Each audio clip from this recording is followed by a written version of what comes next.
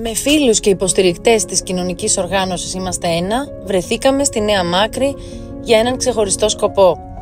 Στηρίξαμε το θεσμό Basketball Unified Sports 2025 που διοργάνωσε το Ίδρυμα για το Παιδί Παμακάριστος. Ένα αθλητικό γεγονός με τεράστια κοινωνική σημασία.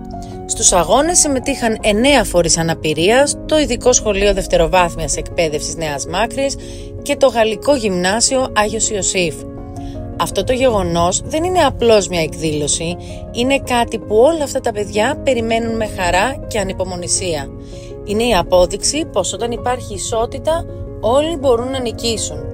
Και πάνω απ' όλα είναι μια δράση που προβάλλει έμπρακτα τη συμπερίληψη αυτών των παιδιών ή και γενικότερα των ατόμων στο ευρύτερο κοινωνικό σύνολο. Θερμά συγχαρητήρια στους δασκάλους, στους συνοδούς και πάνω απ' όλα στους γονείς που στέκονται καθημερινά δίπλα στα παιδιά με συγκινητική αγάπη. Εμείς στην κοινωνική οργάνωση Είμαστε Ένα δεσμευόμαστε να είμαστε πάντα παρόντες σε δράσεις που αλλάζουν ζωές και παίρνουν δυνατά μηνύματα αποδοχής, ισότητας και ενότητας. Γιατί μαζί, όταν είμαστε ένα, είμαστε πιο δυνατοί.